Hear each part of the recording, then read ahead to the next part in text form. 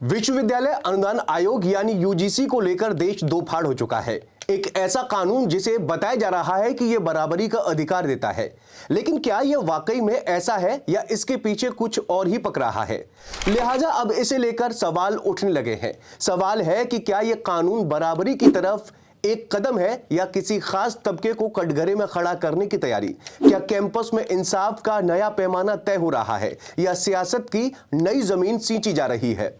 और सबसे बड़ा सवाल, क्या समानता के नाम पर किसी एक समाज को पहले से ही मुजरिम बना लिया गया है। यही सवाल आजकल देश की यूनिवर्सिटियों, चाय की दुकानों और न्यूज रूम और सोशल मीडिया पर हर जगह गूंज रहे हैं।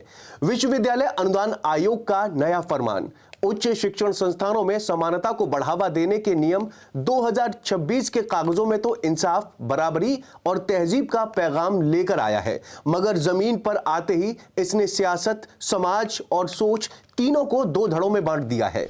एक तरफ इसे सामाजिक न्याय की तारीखी जीत कहा जा रहा है, दूसरी तरफ सर्वण समाज में गुस्सा, बेचैनी और शक की आग सुलग रही है।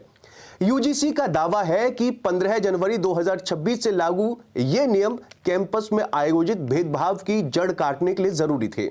अब तक ये ऐसे मामले को ज्यादातर एससी और एसटी तक सीमित समझा जाता रहा है, लेकिन नए रेगुलेशन में ओबीसी को भी साफ तौर पर जातिगत भेदभाव के दायरे में ला दिया गया है।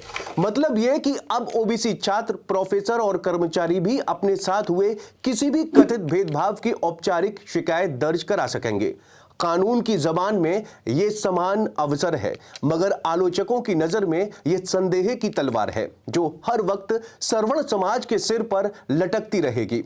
नियम कहता है कि हर यूनिवर्सिटी और कॉलेज में एससी, एसटी और ओबीसी के लिए समान अवसर प्रकोष्ठ बनाना होगा। यूनिवर्सिटी स्तर पर हर एक इक्विटी कमेटी गठित होगी जिसमें महिला, दिव्यांग, एससी, एसटी और ओबीसी प्रतिनिधियों की मौजूदगी अनिवार्य होगी।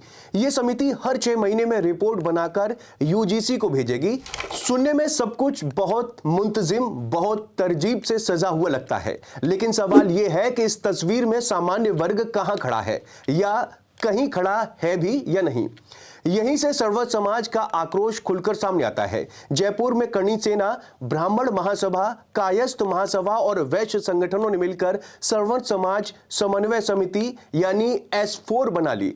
मकसद साफ है कि इस नियम के खिलाफ संगठित आवाज। उनका कहना है कि यह कानून भेदभाव रोकने के नाम पर एक नया भेदभाव पैदा करेगा, जहां शिकायत सच है या झूठ, यह साबित होने से पहले ही आरोपी की सामाजिक हैसियत दांव पर लग जाएगी। उत्तर प्रदेश में तो मामला और ज्यादा सियासी रंग ले चुका है। डासना पीठ के पीठाधीश्वर यति नरसिंहानंद गिरी ने यूजीसी नियमों के विरोध में खुला मोर्चा खोल दिया। जंतर मंतर पर अनशन की तैयारी थी, मगर पुलिस ने रास्ते में ही रोककर नजरबंद कर दिया। इसके बाद आरोप प्रत्यारोप का सिलसिला शुरू हुआ। योगी सरकार पर सर्वण समाज की आवाज दबाने का इल्जाम लगा और बहस ने आग पकड़ ली। सोशल मीडिया इस आग में घी का काम कर रहा है। यूट्यूबर, इन्फ्लुएंसर और तथाकथित विचारधारक इसे सर्वण विरोधी कानून बता रहे हैं। कहीं एकजुट होने की अपील है, कहीं चेतावनी की यह सब शुरुआत है। दूसरी तरफ सामाजिक न्याय के पैरोकार इसे इज्जत, बराबरी और सुरक्षा की तरफ जरूरी सुधार बता रहे हैं। उनके पास यूजीसी के आंकड़े हैं।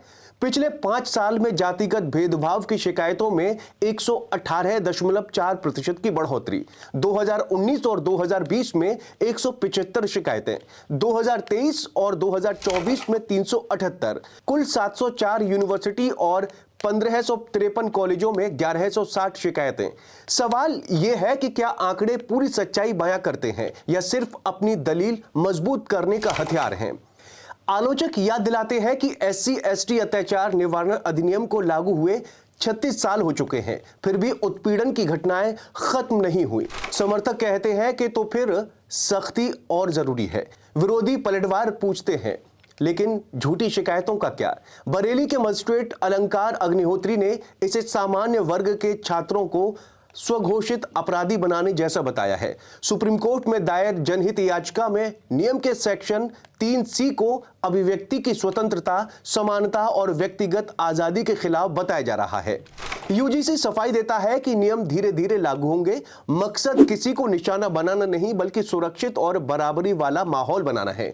मगर सवाल वही अटका है, क्या बिना संतुलन के बराबरी संभव है?